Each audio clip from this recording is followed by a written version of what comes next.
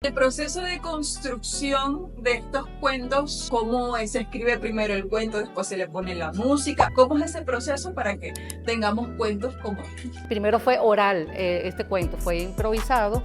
Yo con el cuatro cantaba las canciones y comencé a inventar la historia. Pues me senté seriamente a escribirlo, le creé las letras de las canciones, me hablé con un compositor, le dije que si me podía hacer los arreglos, que yo tenía la música. Diego Silva Silva, que qué honor y qué orgullo que sea él un compositor, que es un compositor, un gran compositor. Ya yo tenía la banda de música, que eran los que tocaban conmigo, y hablé con un ilustrador, con la diagramadora, la diseñadora, y vino después el proceso editorial. Somos 14 personas que trabajamos en ese equipo musical: trompeta, saxo, clarinete, batería, contrabajo, guitarra, coro de niños y 2 actores, más los 2 cantantes, que Martín Camacho y esta que... Editorial Cantora, ¿cómo es la dinámica de la editorial? ¿Cuáles son sus objetivos principales? Integrar música, literatura y artes visuales para enseñar a los niños de una manera así divertida y como el mundo sonoro, de una manera sencilla, cada género musical.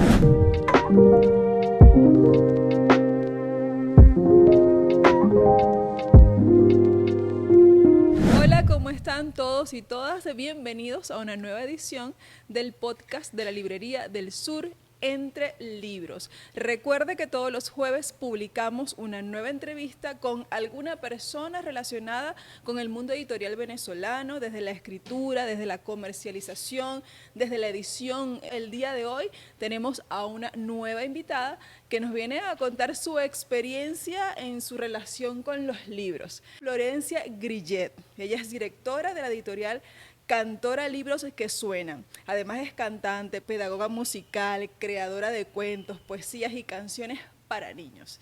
Y yo les voy a contar cómo fue que yo conocí a Florencia. Bienvenida, Florencia, primero. Gracias. Hola. Gracias por esta invitación. Chévere, que estoy. Yo creo que este podcast le va a gustar mucho a Francesca porque Francesca canta también. Un poquito, pero sí estoy muy emocionada por el tema que vamos a desarrollar hoy. Así es. Yo conocí a Florencia un día en esta misma librería del sur del Teatro Teresa Carreño, donde estamos grabando este podcast, y yo estaba editando unos videos, haciendo mis grabaciones, como siempre hace el equipo de comunicación de librerías, y veo a una señora que está revisando unos libros. Ella me pregunta que si yo trabajo aquí. Yo le digo, bueno, sí, yo trabajo aquí, pero dígame, no, que este libro lo escribí yo. Y yo, ay, sí, ¿verdad? Entonces me muestra Miga y Da Capo, cantantes de jazz, y este libro tiene la particularidad que tiene un código QR en donde usted no solamente va a poder ingresar a la plataforma de YouTube y ver el cuento, sino escuchar la maravillosa voz de Florencia que acompaña toda la narrativa. Son 15 minutos de cuentos, entonces hay las 2 presentaciones, lo pueden leer en físico y también lo pueden escuchar. Claro. Florencia, esta relación entre la música y la escritura. Bueno, esto tiene sus inicios en... Yo primero, o sea, soy pedagoga musical y paralelamente, o sea, soy cantante. Estaba en conservatorio estudiando canto lírico y bueno, hice mis estudios de pedagogía musical, me gradué y comienzo a ejercer la profesión paralelamente con mi profesión de cantante. Y claro, a medida que estoy con los niños, yo misma voy creando mis propias canciones, voy componiendo. Ya yo tenía una banda de jazz para niños, creaba mis propias canciones, en coautorías también con otro compositor, Gilberto Simosa. Hicimos un CD que se llama Cánticos y Cantaletas. Bueno, ya tiene más de 20 años el CD, pero todavía está vigente, lo pueden buscar en YouTube.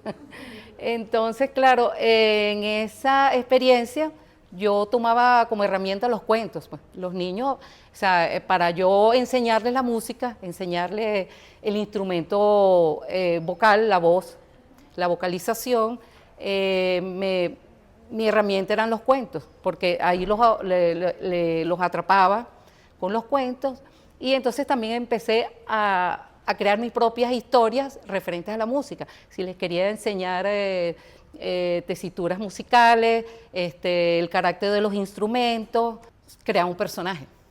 Entonces ahí empecé, como los niños les gustan los personajes, entonces empecé a crear que sí, una hormiga y un sapo. Entonces creé eso fue mi primer cuento musical. una hormiga y un sapo, no tenían nombre, solo era la hormiga, yo la ponía como la voz aguda, y el sapo, tú sabes, una voz gruesa, eso sí. Entonces yo siempre le decía, bueno, ¿cómo hacen los sapos? Butu, butu, po, po, o piti, piti, piti. Entonces, claro, yo los hacía diferenciar los agudos y los graves. A través de los personajes. A través de los personajes, yo tocaba el cuatro, entonces me ponía a cantar con ellos y me ponía a vocalizar. Primero vocalizaba con ellos, con la voz de un sapo, la voz de una hormiga.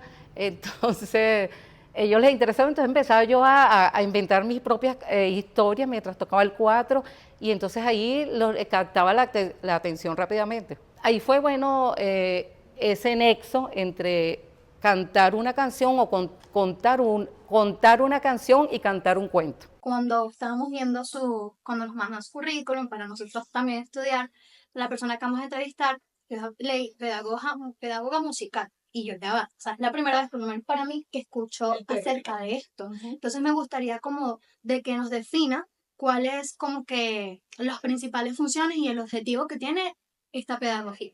Bueno, iniciar a los niños en la música, en mi caso, placenteramente. Entonces, cuando iniciarlos en el conocimiento de los instrumentos musicales, claro, hablo de niños año y medio hasta 5 años. Entonces, hablo de esas edades, entonces para tú enseñarles la música como una materia, o sea, se lo tienes que hacer placentero, en disfrute. Y qué mejor que contar un cuento, utilizar títeres, o sea, utilizar diferentes herramientas para que sea placentero ese aprendizaje, vayan a ser músicos o no, o amar a la música, o es una herramienta que sirve para como su crecimiento, su fortalecimiento de la creatividad. ¿Cuáles son esas transformaciones o esas capacidades que un niño puede desarrollar, puede llegar a madurar a través de ese contacto permanente con la música? Oye, sí es muy, muy importante, y sí se logran objetivos, o sea, a nivel emocional, a nivel de solidaridad entre ellos, a nivel de conexión, de acercamiento, bueno, el amor en sí por la música, el amor por la literatura, el que lo disfruten solamente, y el que se diviertan también, porque es una cosa que también las divierte, es un momento de estar en otra dimensión, porque cuando uno está, bueno, en mi caso yo estoy con los niños, estoy en otra dimensión, estoy con ellos ahí, y es una conexión de ver sus ojos, de sentirlo, del oído atento, siempre, y esa sinceridad que hay en los niños, eso es lo máximo. ¿Existen algunas combinaciones musicales o algunos ritmos que siempre haya que utilizar para captar la atención de los niños o es muy relativo? Es relativo, pero el ritmo siempre es muy importante antes que la melodía, el ritmo, porque el ritmo te da como esa pulsación, es como el corazón, es la tierra, es el sentirte conectado, o sea, el ritmo es lo primero, después viene lo otro, y no hay que como decir, ay, el niño estás desafinado, no, la música es libre, el oído es libre, y eso se va desarrollando poco a poco. Poco decírselo a los adultos, porque yo he tenido amigos cantantes, Ajá. lo uno que no canta, Ajá. porque se atreve a, no sé, a un karaoke o cualquier cosa, no, eso, los amigos cantantes te hacen mucho. No, eso no, eso no, eso de verdad no hay que hacerlo, porque además es muy raro que un niño, si hay niños que son afinados desde que nacen, que son buenos, son unos genios ya desde que nacen, pero la voz se va formando, nadie nace afinado, o sea, porque eso es un músculo que se desarrolla como cualquiera, nadie nace tocando clarinete, ni tocando, o sea, eso es un instrumento que se trabaja, la voz igual, la voz se trabaja, la voz es un músculo, la voz es un instrumento. Sabemos que hay muchas tendencias, muchos trends, muchas canciones virales que vemos en las redes sociales y yo quería preguntarle si esta afirmación que hacen muchos adultos acerca de que la música que escuchan los niños los pueden definir o puede influir en ellos, ¿usted qué piensa como pedagoga musical acerca de las canciones que están ahorita de moda y que los niños normalmente escuchan todo el tiempo y las repiten y las repiten? Bueno, sí podrían influirle, pero también como depende de la familia, pues. Claro. O sea, todo está en la familia, y si hay influencias externas, pero si en tu familia ahí, o sea, se crean ¿cómo te digo? Otros valores. Tú lo puedes escuchar y puede que te entre, puede que no, es como, es relativo, de verdad. No tiene como una verdad absoluta. Ahora, el proceso de construcción de estos cuentos, que también hay que considerar el tema musical. Cómo se escribe primero el cuento, después se le pone la música, uno ya viene con una melodía y comienza a construir los personajes de la historia a partir del tipo de música que uno quiere utilizar. ¿Cómo es ese proceso para que tengamos cuentos como... Bueno, este proceso primero fueron las dos cosas, literatura y música. Cuando lo empecé a gestar, yo me acompañaba, primero fue oral, este cuento fue improvisado, yo con el cuatro cantaba las canciones y le inventé una canción y comencé a inventar la historia.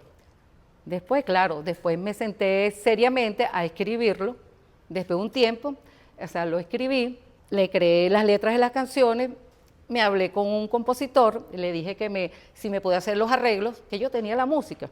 Entonces el compositor Diego Silva Silva, que fue el compositor de toda la parte sonora y la música, en este caso de las canciones, de todo el texto, él me dijo, bueno, si te hago la música completa, porque empiezo a hacer arreglos y después termina siendo todo mío. Entonces yo dije, bueno, claro, mejor, porque además, wow, qué honor y qué orgullo que sea él un compositor, que es un compositor, un gran compositor.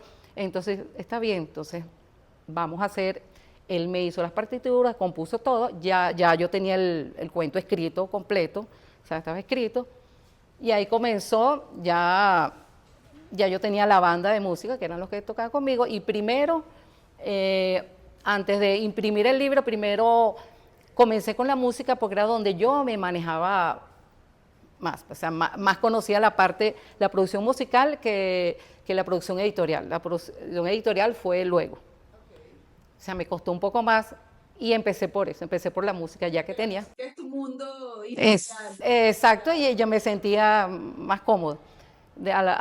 Después que yo hice esa producción musical, ya tenía, entonces ya hablé con un ilustrador, con la diagramadora, la diseñadora, y vino después el proceso editorial. Y bueno, el cantante, porque somos 14 personas que trabajamos en ese equipo musical.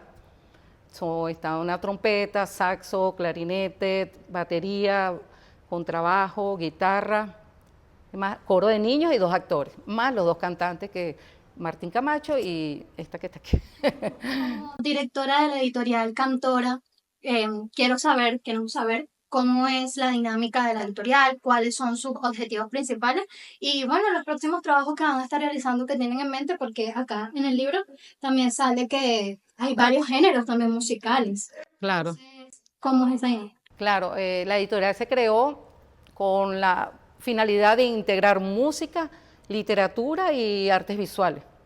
Entonces, hacer esa integración para hacer libros, todos libros que suenan. Para mí tuvo mucha importancia de niña, yo escuchaba mucho audiocuentos, bueno, en mi época eran esos LP, los audiocuentos, los libros, y escuchaba mucho Pedro y el Lobo.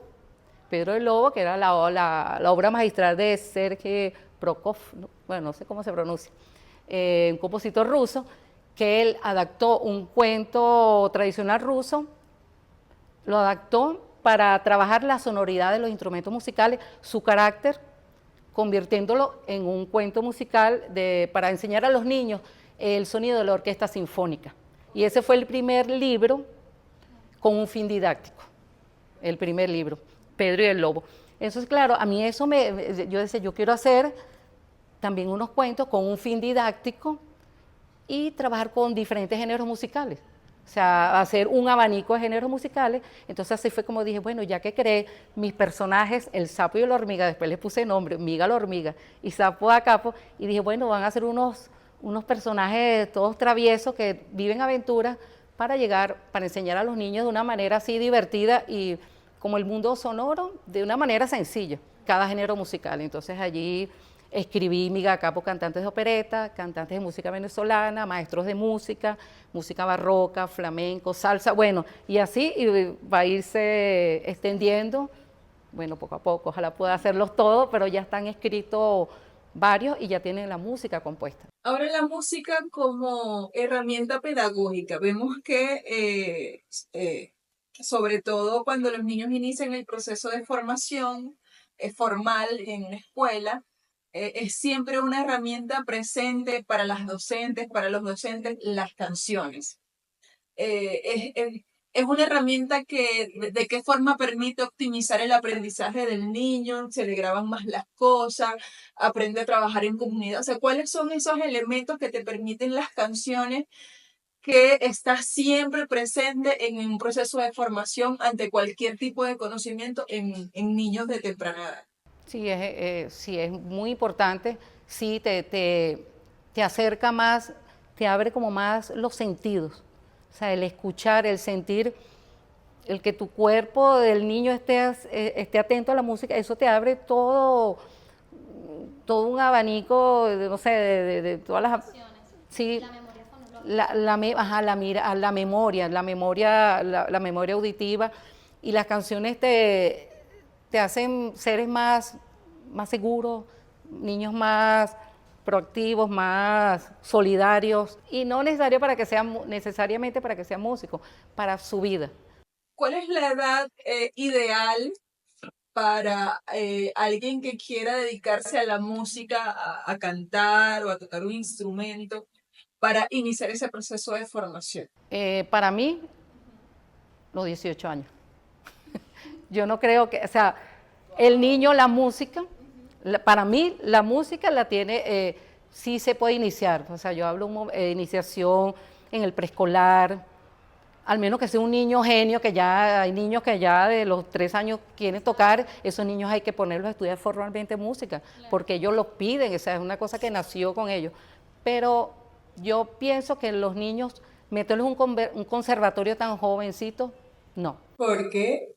Primero, es como si te ponen a ti a estudiar a los 6 años arquitectura, ingeniería, o sea, porque la música es una profesión, la música no es, no es hobby.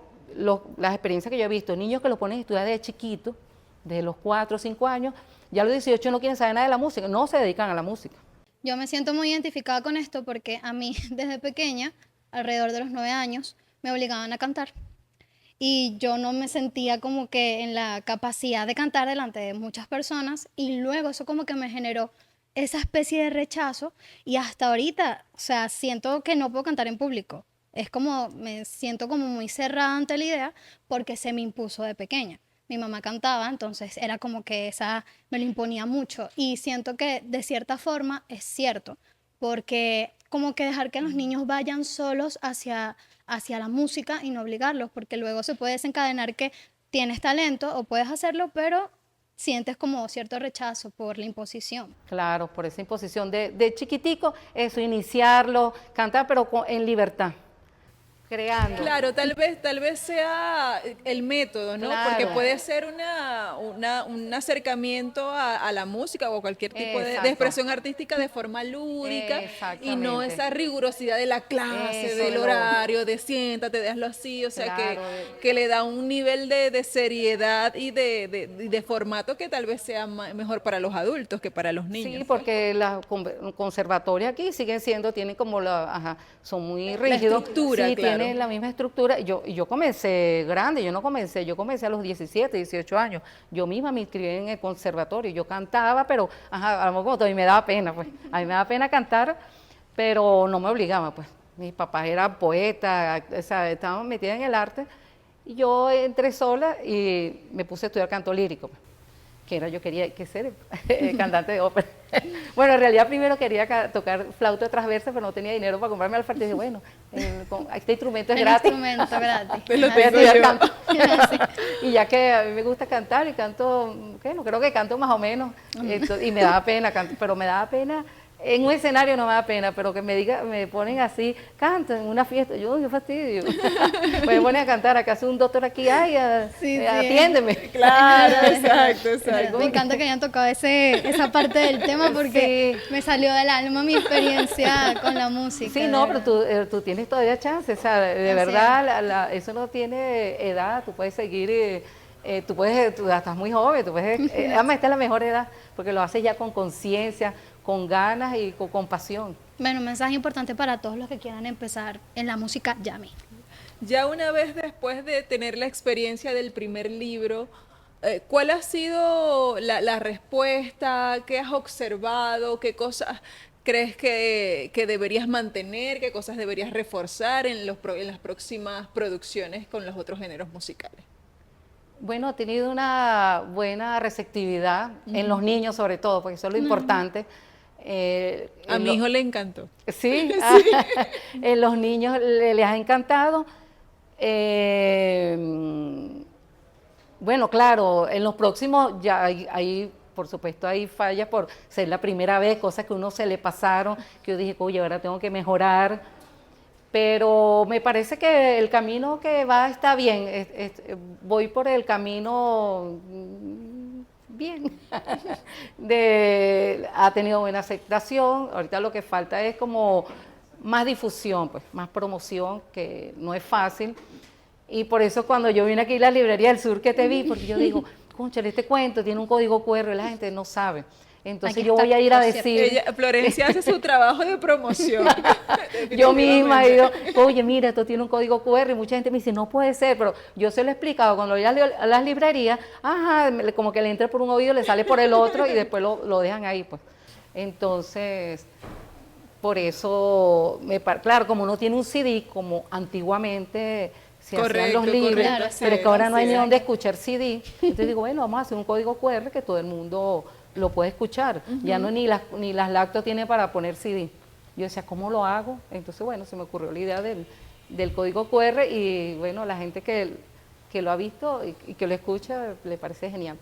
Buenísimo, excelente y novedoso también. Bueno, muchas gracias, Florencia, Pero, por haber participado en este programa y además comenzar a hablar de esa elasticidad que tiene los productos editoriales de poder hacer sinergia con otras expresiones artísticas, en este caso como la música, que podemos verla aquí en este libro de Miga y Da Capo, Cantantes de Jazz, que es un libro para leer, para escuchar, para cantar y para bailar. es verdad, bueno, qué chévere. Bien, ¿qué tal? No, bueno, excelente, muy contenta por haber tocado ese tema de la música y la relación que tiene con la lectura. Me encantó. Aquí está, ya Claro, saben. bueno, gracias por Bien, y a invitarme. ustedes, muchas gracias por acompañarnos en nuestra nueva edición de Entre Libros Podcast y por supuesto nos despedimos invitándolos a que nos vuelvan a acompañar en otro momento cuando sigamos conversando acá Entre Libros. Chao.